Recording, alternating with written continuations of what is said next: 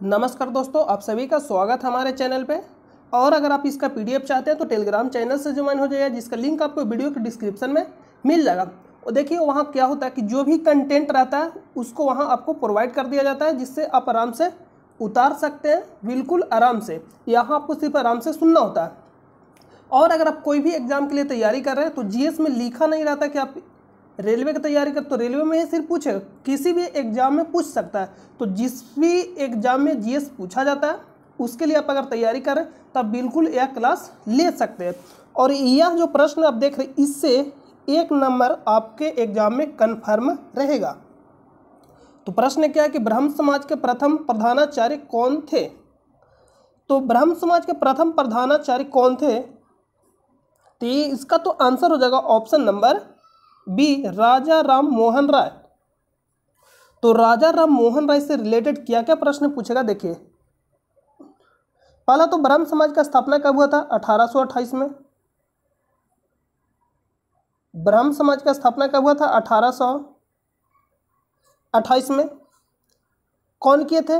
राजा राम मोहन राय। ब्रह्म समाज, ब्रह्म,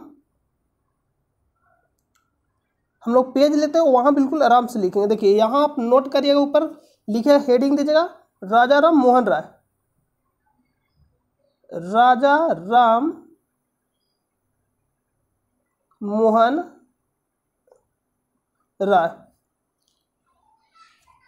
हेडिंग दीजिएगा और लिखिएगा 1828 ब्रह्म समाज कब स्थापना किया था? 1828 में। 1829 सती प्रथा, सती प्रथा को अंत किए, यानी सती प्रथा को अंत या निषेध लिख सकते हैं। और 1829 में इसके समय गवर्नर जनरल कौन था? तो लॉर्ड विलियम बेटिंग। यहां लिख लीजिएगा Lord William Bentinck. Lord William Bentinck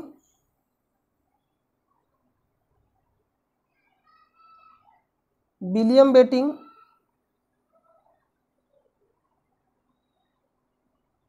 Lord William Bentinck governor general कहाँ के? तो बंगाल के। तो राजा राम मोहन राय 1828 में ब्रह्म समाज का स्थापना, 1829 में सती प्रथा का अंत किए, यानी निषेध बोल सकते हैं। और धारा कौन सा था? 17। और दिसंबर 1829 में इसको अंत किया गया। और उस समय के गवर्नर जनरल कौन था? Lord William Bentinck. और भी प्रश्न पूछेगा, राजा की उपाधि किसने दिया? राजा की उपाधि, राजा राम मोहन राय को राजा की उपाधि किसने दिया? अकबर द्वितीय। राजा की उपाधि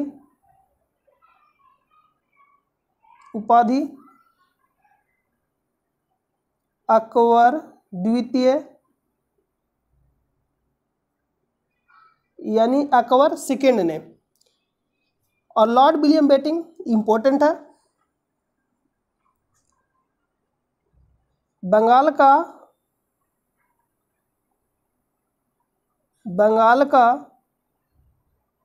अंतिम गवर्नर जनरल,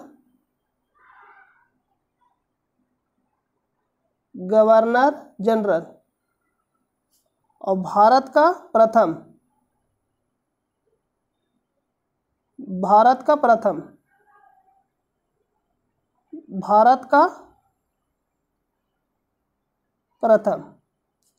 देखिए यहां से क्या क्या प्रश्न पूछेगा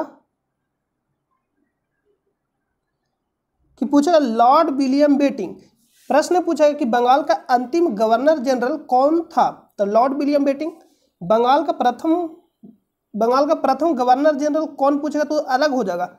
जो प्रथम गवर्नर जनरल था बंगाल का वो था वारेन हेस्टिंग, जो 1773 के रेगुलेटिंग एक्ट के द्वारा बनाया गया। लेकिन हम आपसे प्रश्न पूछ रहे अंतिम कि जो बंगाल का अंतिम गवर्नर जनरल था वो कौन था? तो लॉर्ड विलियम बेटिंग। और यही भारत का प्रथम,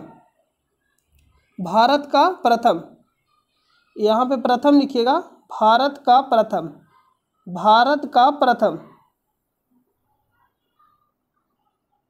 भारत का प्रथम गवर्नर जनरल। तो अगर प्रश्न पूछा कि भारत का प्रथम गवर्नर जनरल कौन था, तो लॉर्ड विलियम बेंटिंक। देखिए जो अंतिम होता है वही क्या होता है, प्रथम होता है। तो बंगाल का अंतिम गवर्नर जनरल कौन था, तो लॉर्ड विलियम बेंटिक। तो भारत का प्रथम कौन हो जाएगा, लॉर्ड विलियम बेंटिक। 1833 के चार्टर एक्ट के द्वारा लॉर्ड विलियम बेंटिक को भारत का प्रथम गवर्नर जनरल बनाया गया। इसको आप याद रखिएगा। राजा राम मोहन राय 1828 में ब्रह्म समाज का स्थापना किए। ब्रह्म समाज का स्थापना 1829 में सती प्रथा का अंत। और राजा की उपाधि किसने दिया राजा राम मोहन राय को, तो अकबर द्वितीय। और भी एक प्रश्न है, यहाँ नोट करिएगा।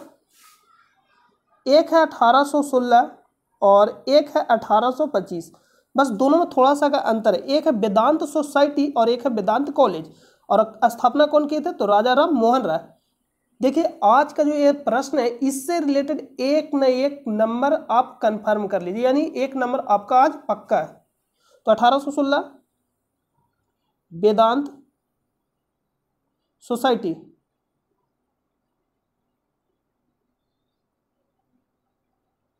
वेदांत सोसाइटी, और 1825 में वेदांत कॉलेज, वेदांत कॉलेज। तो 1816 में अगर पूछे वेदांत सोसाइटी तो 1816, वेदांत कॉलेज 1825। और स्थापना कौन किए थे, राजा राम मोहन राय। तो प्रश्न क्या कि ब्रह्म समाज के प्रथम प्रधानाचार्य कौन थे, तो राजा राम मोहन राय के द्वारा स्थापना किया गया था 1828 में।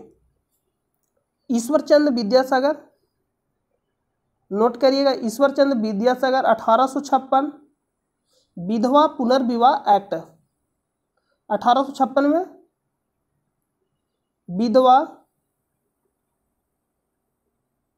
विधवा पुनर्विवाह एक्ट,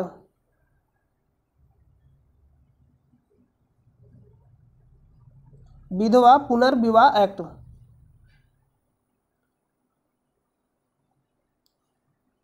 विवाह एक्ट,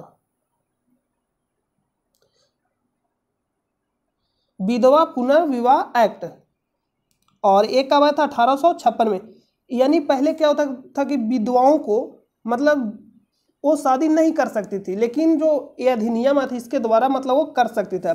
और इससे कौन जुड़े थे, ईश्वर चंद्र विद्यासागर 1856 में, विधवा पुनर्विवाह एक्ट। और एक कब आया था, 1856 में। ये पूछेगा प्रश्न। और इस समय के जो वाइसराय था, वाइसराय नहीं, गवर्नर जनरल। वाइसराय तो बना था लॉर्ड कैनिंग, लॉर्ड कैनिंग प्रथम वाइसराय, लेकिन गवर्नर जनरल इस समय के कौन था, तो लॉर्ड डलहौजी, लॉर्ड डलहौजी, डलहौजी, नीचे लिखिएगा, लॉर्ड डलहौजी।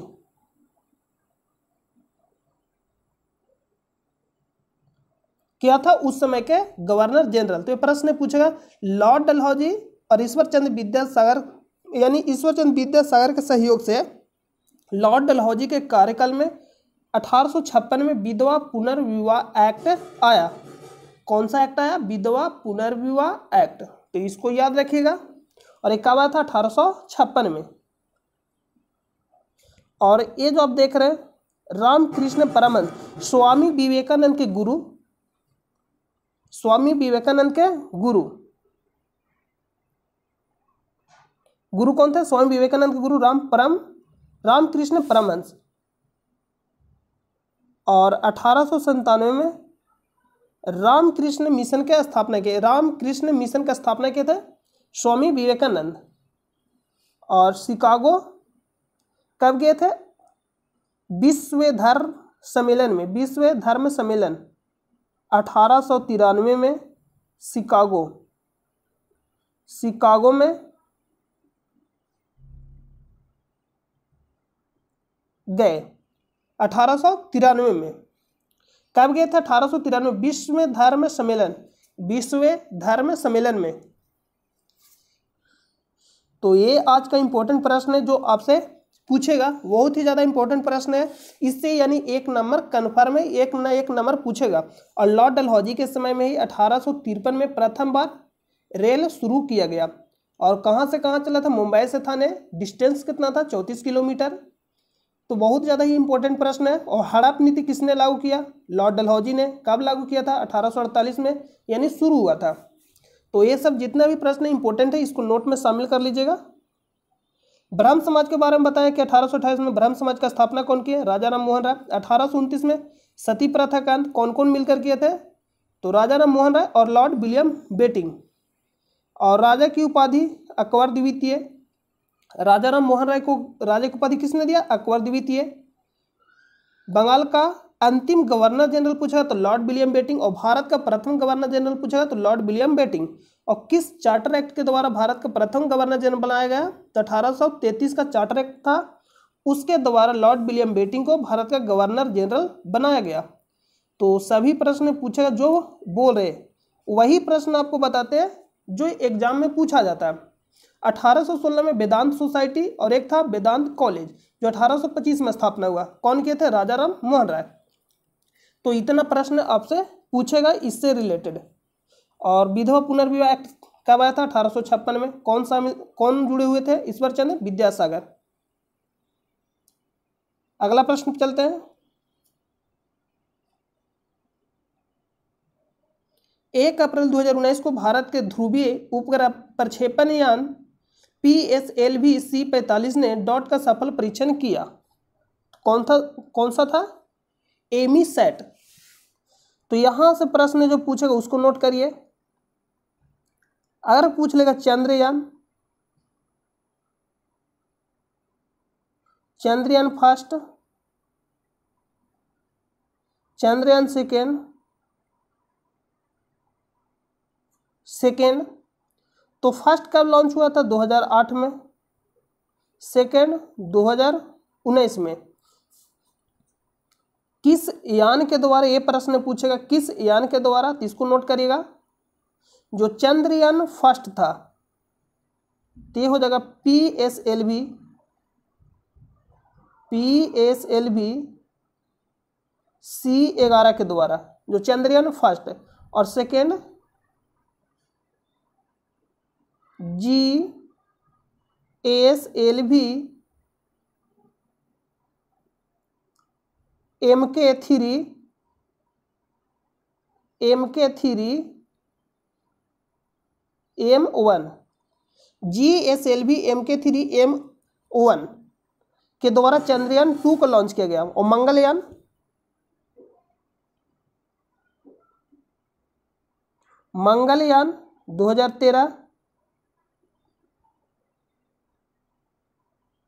2013 किस यान के द्वारा किया गया था? तो PSLV C-25। और गगनयान पूछेगा तो 2021 के अंत में, यानी दिसंबर 2021 के अंत में। और गगनयान क्या? तो 3 मानव को यानी मानव युक्त अंतरिक्ष यान है, लेकर जाएगा अंतरिक्ष में 3 मानव। कितने को लेकर जाएगा? कितने व्यक्ति जाएंगे? यानी 3। तो इसका जो राइट आंसर होगा ऑप्शन नंबर बी। और इससे रिलेटेड इतना प्रश्न पूछेगा जो इंपॉर्टेंट है, इसको नोट कर लीजिएगा।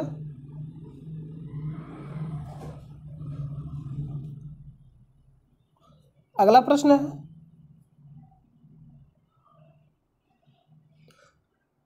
20वीं शताब्दी के पहले दशक के दौरान किस स्थान को भारतीय राष्ट्रवाद का तंत्रिका केंद्र माना जाता था? तो किसको माना जाता था? बंगाल को। और यहां से नोट करिएगा 1757 प्लासी का युद्ध।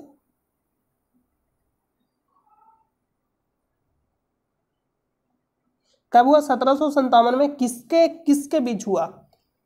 तो इसका आंसर आपको कमेंट बॉक्स में बताना है। 1764 बक्सर का युद्ध। बक्सर युद्ध तीनों संयुक्त सेना और अंग्रेजों के बीच हुआ था। एक प्रश्न पूछेगा कि अंग्रेजों की तरफ से नेतृत्व कौन कर रहा था? Hector Munro. Hector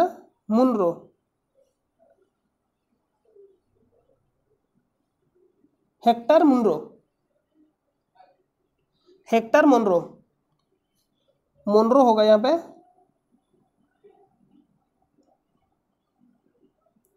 Hector Monro. याद रखिए हेक्टर मोनरो नेतृत्व कौन कर रहा था बक्सर के युद्ध में? अंग्रेजों की तरफ से हेक्टर मोनरो। ये प्रश्न पूछेगा, बहुत ही ज्यादा इंपॉर्टेंट प्रश्न है। तो इसका राइट आंसर क्या होगा? Option number A.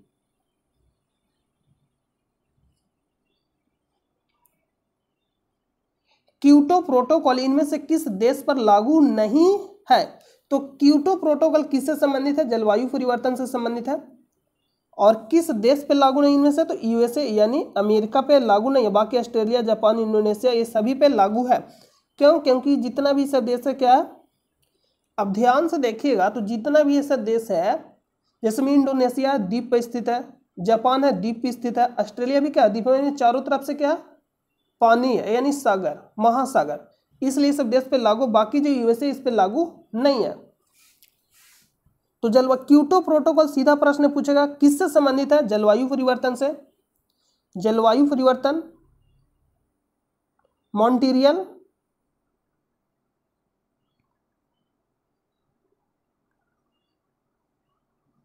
Montreal protocol, ozone परत संरक्षण, ओजोन परत संरक्षण, ओजोन के संरक्षण के लिए, ओजोन परत के संरक्षण के लिए मॉन्ट्रियल प्रोटोकॉल। टाइगर प्रोजेक्ट,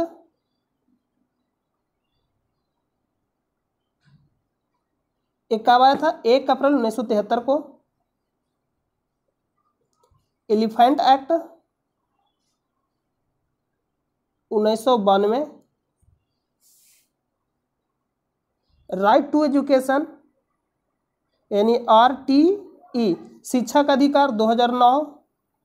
लागू कब से हुआ? 2010 से। RTI यानी राइट टू इंफॉर्मेशन सूचना का अधिकार 2005। ये सब इंपॉर्टेंट अधिनियम जो आपको याद रखना चाहिए। अगला प्रश्न पे चलते हैं।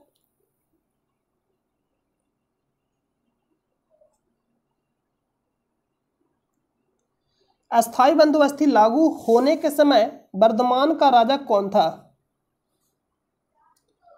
तेज चंद। अस्थाई बंदोबस्ती लागू किसने किया? Lord Cornwallis. कब लागू किया था? 1793। 1793 लागू कब किया था? 1793 में। अस्थाई बंदोबस्ती और दो और बंदोबस्ती कौन सा? रैयतवाड़ी, रैयतवाड़ी और एक किसने लागू किया? संबंधित पूछेगा किसने लागू किया है, आपसे ये पूछेगा।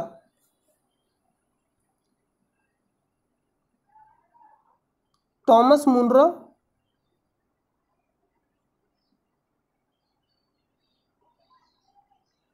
टॉमस मुनरो और एक व्यवस्था महालवाड़ी,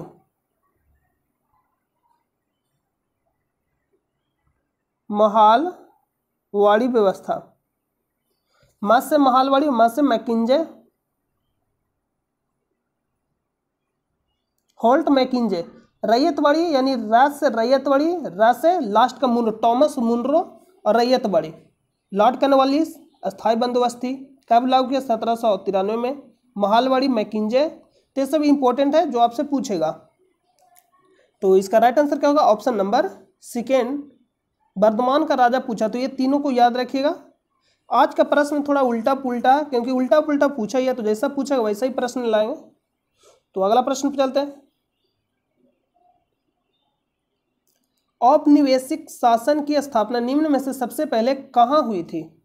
तो बंगाल। औपनिवेशिक शासन कहने का मतलब है किसी भी देश पे दूसरे देश या दूसरे व्यक्ति के द्वारा यानी कब्जा। जैसे मान लीजिए कि आपका घर, लेकिन आपका घर पे आपका शासन है, किसी और का शासन है, तो वही क्या होगा? औपनिवेशिक। तो औपनिवेशिक शासन का स्थापना निम्न में से सबसे पहले कहाँ हुई थी? बंगाल में। आपको मालूम है कि 1757 प्लासी के युद्ध, लॉर्ड रॉबर्ट क्लाइव, लॉर्ड बोल रहे रॉबर्ट क्लाइव, शायद पीछे आपको लॉर्ड क्लाइव बोल दिया था, रॉबर्ट क्लाइव। तो रॉबर्ट क्लाइव क्या हुआ था, जीत गया था। और कौन था, एक है सिराजुद्दौला, एक है शुजाउद्दौला। जो सिराजुद्दौला था, सिराजुद्दौला लड़ा था 1757, जो प्लासी का युद्ध होता है उसमें सिराजुद्दौला हार गया था और रॉबर्ट क्लाइव जीत गया था। वहीं से क्या होता है, शुरू होता औपनिवेशिक शासन। कहाँ, तो बंगाल पर सबसे शुरू होता है, यानी सबसे पहले। और 1764 में बक्सर का युद्ध हुआ था, संयुक्त तीनों सेना शामिल था। और अंग्रेजों की तरफ से कौन था, हेक्टर मोनरो। ये प्रश्न पूछा, हेक्टर मोनरो यानी अंग्रेजों की तरफ से कौन नेतृत्व कर रहा था बक्सर के युद्ध में, हेक्टर मोनरो। कब हुआ था, 1764 में। ये सभी प्रश्न पूछेगा। और 1757 में प्लासी का युद्ध हुआ था रॉबर्ट क्लाइव और सिराजुद्दौला के बीच।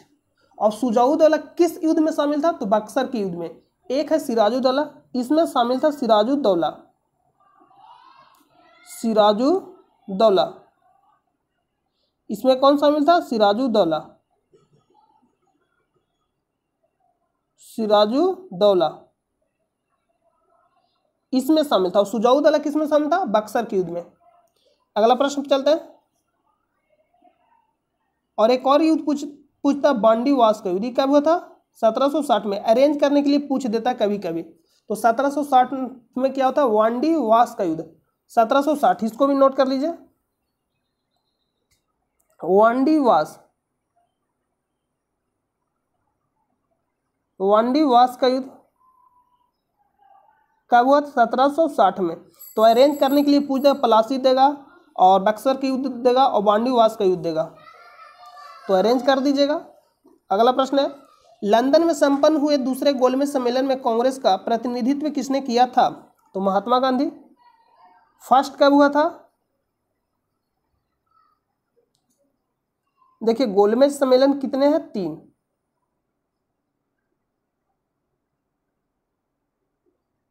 गोलमेज सम्मेलन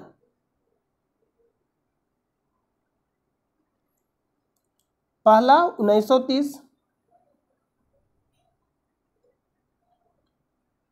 दूसरा 1931 और तीसरा 1932।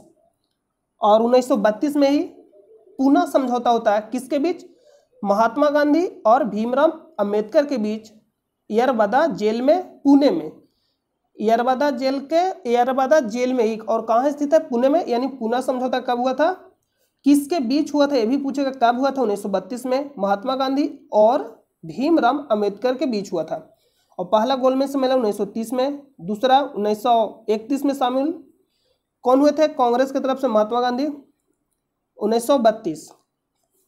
ये तीनों गोलमेज सम्मेलन को याद रखिएगा। 1930 में क्या स्टार्ट होता है, सविनय अवज्ञा आंदोलन स्टार्ट होता है, दांडी मार्च स्टार्ट होता है। 12 मार्च 1930 को दांडी मार्च स्टार्ट होता है और 1930 में ही गोलमेज सम्मेलन स्टार्ट होता है पहला, और सविनय अवज्ञा आंदोलन। अगला प्रश्न चलते हैं।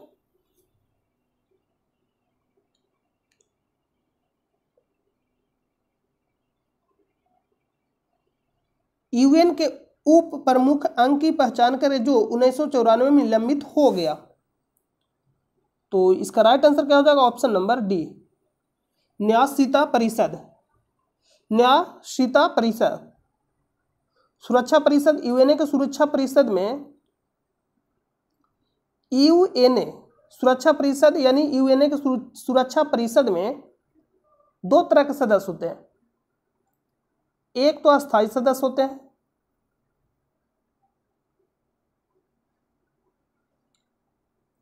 अस्थायी सदस्य, और एक अस्थायी सदस्य। अस्थायी सदस्य कितने होते हैं, 5, और अस्थायी 10। टोटल मिलाकर कितना हो जाएगा, 15। और जो अस्थायी सदस्य होते हैं उनके पास होता है वीटो पावर, और जो अस्थायी सदस्य होते हैं इनका जो कार्यकाल होता है 2 वर्षों के लिए होता है। जो भी बता रहे सभी प्रश्न पूछा गया है। और अस्थायी सदस्य के पास क्या होता है, veto power, veto power, veto power. और कौन कौन है, यूएसए, रूस, रूस,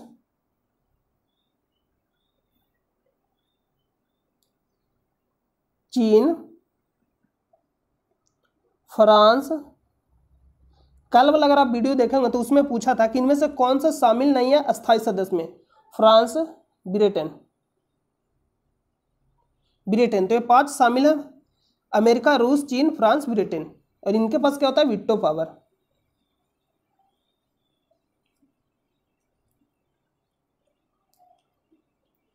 फूलों के अंडाशय के अंदर छोटे मनके जैसी संरचना को क्या कहा जाता है, बीजाणु। इसको क्या कहा जाता है, बीजाणु। आप यहां देख सकते हैं,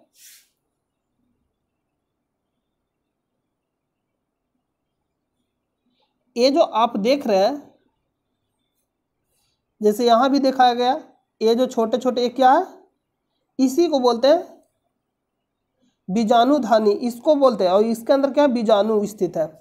इसमें क्या क्या प्रश्न पूछेगा, अंडाशय देखिए यहाँ ये जो दिखा रहा है अंडाशय ए वाला भाग, इसमें क्या क्या प्रश्न पूछा, देखिए मादा जनन अंग और नर जनन अंग।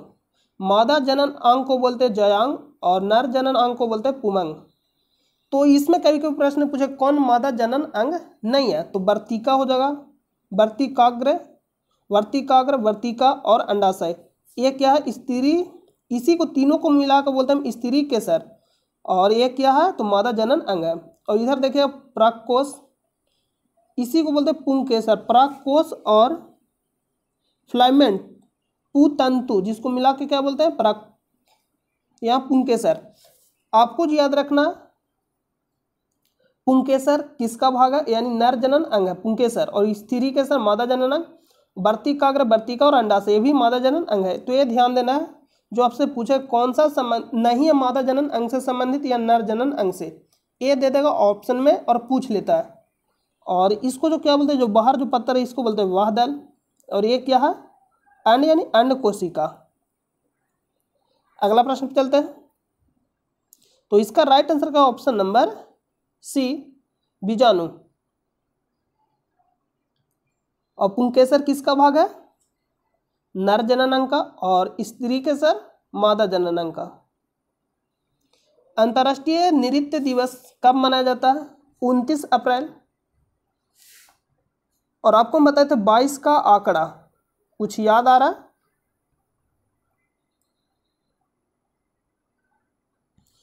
पूछेगा 22 मार्च, 22 मार्च। तो सबसे पहले क्या था, पानी, यानी जल दिवस, विश्व जल दिवस, जल दिवस।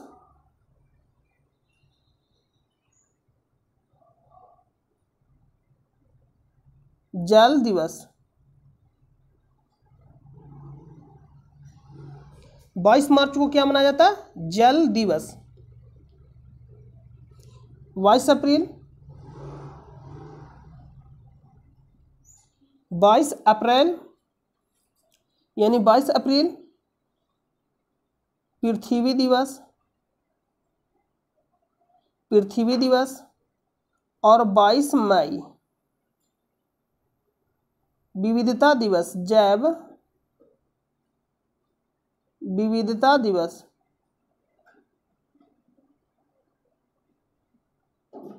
तो सबसे पहले क्या था, पानी यानी विश्व जल दिवस 22 मार्च। उसके बाद क्या था, अप्रैल। फिर क्या, पृथ्वी यानी पृथ्वी दिवस। और उस पर क्या होगा, पृथ्वी पे विविधता, तो जैव विविधता दिवस 22 मई। ये तीनों याद रखिएगा। और पूछ लेगा थल सेना दिवस,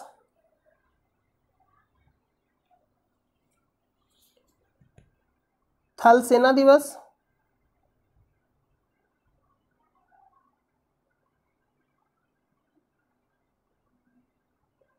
पंद्रह जनवरी। वायुसेना दिवस,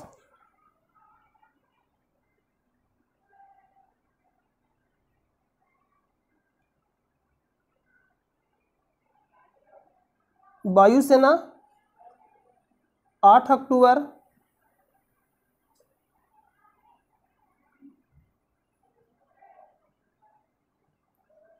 ये थल सेना दिवस हो गया, वायुसेना दिवस हो गया। और एक हो जाएगा नेवी डे यानी नौसेना, एक कब हो जाएगा 4 दिसंबर। यानी नौसेना, देखिए थल सेना यानी आर्मी, वायुसेना यानी एयरफोर्स, नेवी डे यानी जल सेना। तो थल सेना दिवस 15 जनवरी, वायुसेना 8 अक्टूबर, नेवी दिवस यानी 4 दिसंबर। और 15 जनवरी को क्या मनाया जाता है? राष्ट्रीय युवा दिवस। किनके जन्म दिवस पे?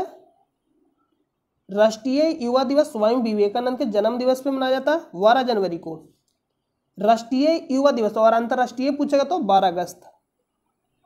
तो इसका राइट आंसर हो जाएगा ऑप्शन नंबर सेकेंड, अंतर्राष्ट्रीय नृत्य दिवस 29 अप्रैल को।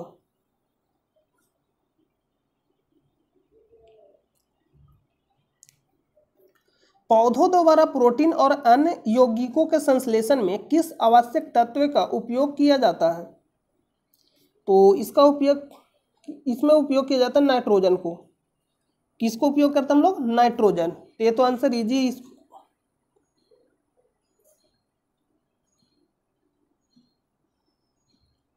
भारत में 1967 में पहला प्रयोगात्मक उपग्रह दूरसंचार अर्थ स्टेशन कहाँ स्थापित किया गया?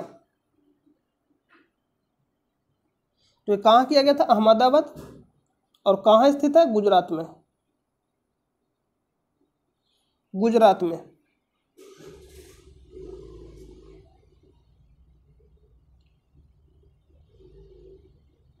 भारतीय राष्ट्रीय आंदोलन के दौरान निम्न में से किसे मशीनों और प्रौद्योगिकी का महिमा मंडल नहीं करने के कारण मानव समाज का प्रतीक माना गया? तो इसका जो आंसर होगा चरखा। प्रश्न को एक बार फिर से पढ़िए। लिख रहा है कि भारतीय राष्ट्रीय आंदोलन के दौरान निम्न में से किसे मशीनों और प्रौद्योगिकी का महिमा मंडल नहीं करने के कारण मानव समाज का प्रतीक माना गया था? तो किसको माना गया? चरखा को। और स्वदेशी आंदोलन पूछ लेता, कब हुआ था? 1907 में। स्वदेशी आंदोलन याद रखिएगा 1907 में।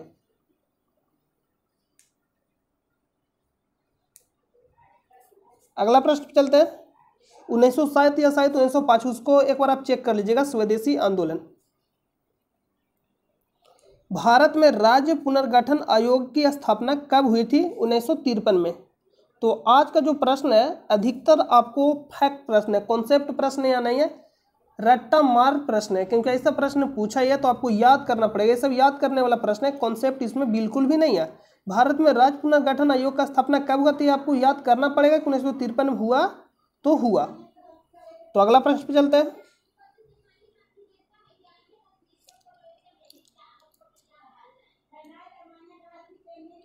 सामान्य परिस्थितियों में अम्ल की अभिक्रिया से पेट की अंदरूनी परत को बचाने का कार्य कौन करता है? बलगम। देखिए हिंदी में देता तो हम भी इसको नहीं बता पाते। म्यूकस जिसको हम बोलते हैं। देखिए होता क्या, खाना एक टाइम में आपको खाना चाहिए। क्यों? क्योंकि जब भी हम लोग खाना खाते तो एक रूटीन फिक्स होता है। तो रूटीन फिक्स होता है तो जस्ट उसके आधा घंटा पहले क्या होता है, पेट में जो पाया जाता है हाइड्रोक्लोरिक अम्ल यानी Cl, उसका स्राव होता है। उसका क्या होता है? स्राव। क्यों? क्योंकि खाना को पचाने के लिए। और अगर हम लोग टाइम पे खाना नहीं खाएंगे तो क्या करता है? प्रभाव करता है पेट में। तो पेट में जो आप देखिएगा कि आप अगर अम्ल को ऐसे अगर हाथ पर ले लीजिएगा तो जल जाएगा, लेकिन पेट में जो क्या होता है उस गोले एक परत रहता है जिसको हम बोलते हैं म्यूकस। वही जो परत क्या होता है बचाता है अम्ल से, यानी जो हाइड्रोक्लोरिक अम्ल होता है पेट में। लेकिन अगर आप टाइम पे डेली खाना नहीं खाएगा तो क्या करेगा? डेली धीरे धीरे इफेक्ट करेगा। उसी तरह से फिर क्या होगा, ये जो म्यूकस परत है धीरे धीरे क्या हो जाएगा? नष्ट हो जाएगा। तो वही क्या होता है? गैस का कारण बनता है, यानी गैस बनने लगेगा आपके पेट में। तो आप जब भी खाना खाइए तो अपना रेगुलर टाइम पे खाइए। मतलब कोई भी एक टाइम में, अगर 12 बजे डेली खाना खाते तो 12 बजे डेली खाना खाइए, क्योंकि जस्ट आपका टाइम फिक्स हो जाता है। क्योंकि एक जैविक घड़ी सेट रहता है हम लोग का शरीर में, एक जैविक घड़ी सेट है। तो जब जैविक घड़ी सेट रहता है तो क्या करता है? टाइम से जस्ट आधा घंटा या 20 मिनट पहले स्राव होता है हाइड्रोक्लोरिक अम्ल। क्यों? क्योंकि भोजन को पचाने के लिए। और अगर आप खाना नहीं खाइएगा तो क्या करेगा? पेट में जो म्यूकस है परत उसको क्या करेगा, नुकसान पहुंचाएगा। यानी डेली नुकसान पर धीरे धीरे क्या होता है, परत खत्म हो जाता है तो पेट में गैस बनने का कारण बनता है। तो इसका राइट आंसर का जो ऑप्शन नंबर ए। अगला प्रश्न पे चलते हैं। जैविक घड़ी मतलब आप समझ गए होंगे, जिससे में आप कभी अगर सोच लीजिएगा ना कि सुबह 4 बजे उठना है, दिमाग में क्या होता है, सेट हो जाता है। जैसे ही बजेगा ना 4 बजे के पहले भी आप 10 बार उठ जाइएगा, 2 बजा फिर उठिएगा, फिर 20 मिनट बाद फिर उठिएगा, तो माइंड में एक तरह से सेट हो जाता है। उसी को हम बोलते हैं जैविक घड़ी। भारत में भारत के तत्कालीन राष्ट्रपति द्वारा पहली वात्या भट्टी का उद्घाटन कर राउरकेला स्टील प्लांट का शुभारंभ किया। तो कब किया गया था, 1959 में। और दो जो आप डेट देख रहे हैं 1958 और 1969, डीआरडीओ का स्थापना, डीआरडीओ का स्थापना, और 1969 इसरो का स्थापना, इसरो का स्थापना। और इसी समय 14 बैंकों का राष्ट्रीयकरण हुआ। इसी समय दादा साहब फाल्के पुरस्कार का स्थापना हुआ। और इसी समय प्रथम चंद्रमा पे प्रथम बार माना गया 1969 में, नील आर्मस्ट्रांग। तो इसका राइट आंसर क्या हो जाएगा, ऑप्शन नंबर, इस प्रश्न का जो आंसर होगा 1959 होगा। अगला प्रश्न पे चलते हैं।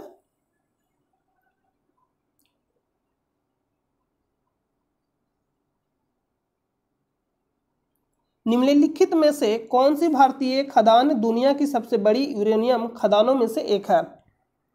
कौन सा खदान है? तुमालापल्ली। इसका नाम क्या है, तुमालापल्ली।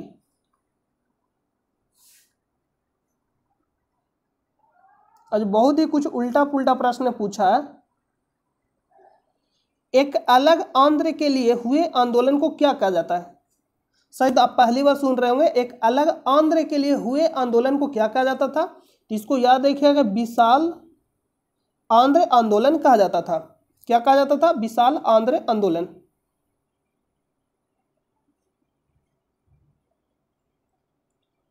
भारत में राजनीतिक शब्दावली में आया राम गया राम की अभिव्यक्ति किसकी व्याख्या के लिए लोकप्रिय हुई?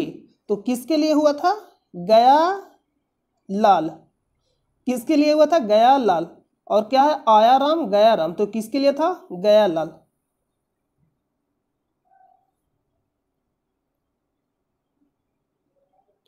इनमें से कौन सी कंप्यूटर की एक विशेषता नहीं है? तो आप यहाँ ऑप्शन से भी देख सकते हैं, डाटा स्टोरेज है, एक्यूरेसी ये भी है, स्पीड ये भी है। तो इनमें से कौन नहीं होगा? Intelligence quotient.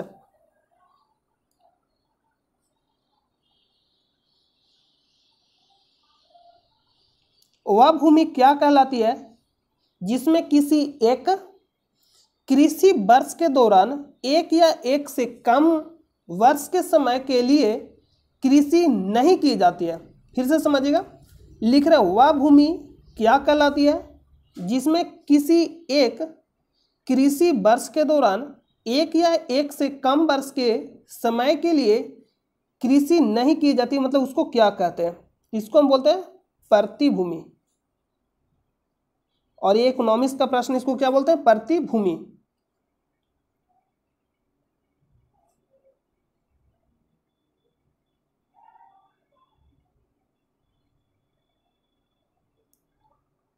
विकीलीक्स के क्या है? विकीलीक्स के सह संस्थापक जूलियन अससांजे किस देश के कंप्यूटर प्रोग्रामर है?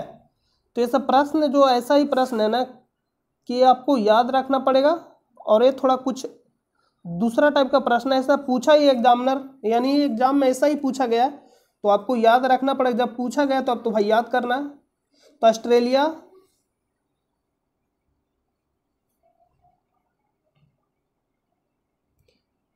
रेड क्लिफ रेखा किन दो देशों के बीच की अंतर्राष्ट्रीय सीमा रेखा है? तो किसके बीच है? भारत और पाकिस्तान, भारत और बांग्लादेश। कौन सा रेखा? तो रेड क्लिफ रेखा ही है, क्योंकि जो पहले बांग्लादेश था ना, पूर्वी पाकिस्तान के नाम से जाना जाता था। तो पाकिस्तान के बीच जो रेखा था रेड क्लिफ रेखा, तो वही रेखा यानी रेड क्लिफ रेखा भारत और बांग्लादेश। और भारत और चीन मैक मोहन रेखा। और दो देख लीजिए कहाँ स्थित है। देखिए ये जो आप लाइन देख रहे हैं ये कौन सा लाइन है, डुरैंड लाइन। और डुरैंड लाइन किसके बीच है, पाकिस्तान और अफगानिस्तान के बीच, इसको याद रखिएगा। और यहां जो लाइन है ये वाला, ये कौन सा लाइन है, तो रेड क्लिफ रेखा। और किसके बीच है, भारत और पाकिस्तान। ये जो आप बांग्लादेश वाले सीमा देख रहे हैं ये भी क्या, रेड क्लिफ लाइन। क्योंकि पहले देखिए लिखा गया ईस्ट पाकिस्तान, तो पहले ईस्ट पाकिस्तान था यानी पूर्वी पाकिस्तान। तो अगर कभी मान लीजिए पूछ दिया, पूछा तो नहीं है लेकिन मान लीजिए पूछ देगा कि भारत और बांग्लादेश के बीच कौन सा रेखा, तो कौन सा रेखा होगा, रेड क्लिफ लाइन। ये जो आप देख रहे हैं ये क्या है, डुरैंड रेखा। ये तो अफगानिस्तान और किसके बीच है, पाकिस्तान। और मैक मोहन रेखा ये कहाँ स्थित है, तो अरुणाचल प्रदेश में स्थित है। ये भी प्रश्न पूछेगा, यहाँ उसके बारे में डिटेल दिया गया है। जो ये लाइन आप देख रहे हैं ये वाला, यह क्या, मैक मोहन लाइन था। लेकिन चीनी के दावे वाली रेखा कौन सा है, ये वाला। उसका कलाम है कि कौन सा ए है, लेकिन मैक मोहन रेखा कौन सा ए था। इसको देख लीजिए, यहाँ लिख रहा है कि भारत चीन सीमा विवाद पर एक नज़र। इतने बड़े भूभाग पर कब्जे के अतिरिक्त अरुणाचल प्रदेश के इतना वर्ग किमी पूर्वी क्षेत्र के मानचित्र में भारत और चीन सैनिकों को 1962 के चीनी हमले के बाद विभाजित करने वाली रेखा दिखाई गई। इस क्षेत्र में यही वास्तविक और पारंपरिक रेखा थी जो 1914 के शिमला समझौते के अनुसार तय की गई और यही मैकमोहन लाइन के रूप में जानी जाती थी। इसके बाद भी इस क्षेत्र में चीन एक और रेखा तक अपना दावा जताता है। तो ये कौन सा रेखा, देखिए यहाँ तक वो दावा जताता था, यानी दावा जताता है, लेकिन रेखा कौन सा, ये वाला मैकमोहन रेखा। और नथुला दर्रा कहाँ पे, यहाँ पे सिक्किम में। इसको भी याद रखिएगा, इंपॉर्टेंट है। तो लोकेशन है तो इंपॉर्टेंट है।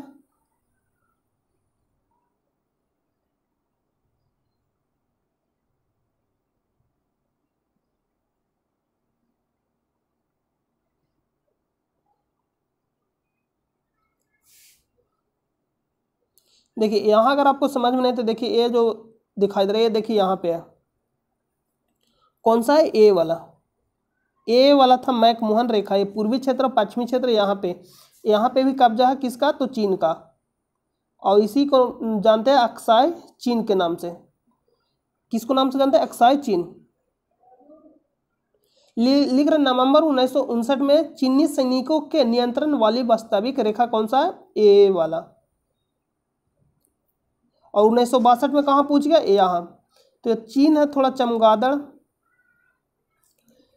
संचार नेटवर्कों में अंतर्राष्ट्रीय कनेक्टिविटी की सुविधा प्रदान करने के लिए डॉट में अंतर्राष्ट्रीय दूरसंचार संघ की स्थापना की गई।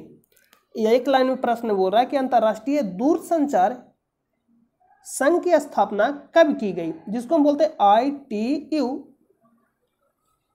इसका स्थापना हुआ था 1865 में। और 1885 राष्ट्रीय कांग्रेस का स्थापना हुआ था। 1885 में भारतीय राष्ट्रीय कांग्रेस की स्थापना।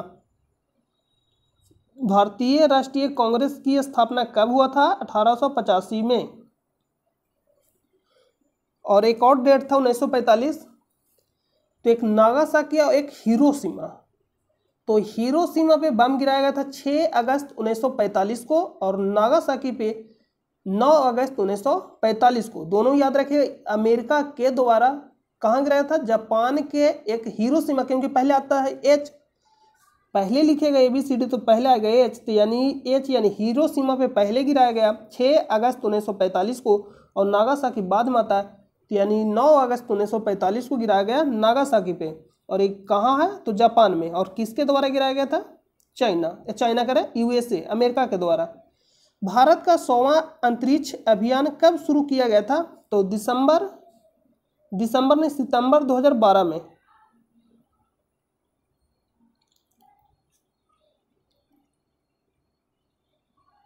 कंप्यूटर के क्षेत्र में LIFO का पूर्ण रूप क्या है,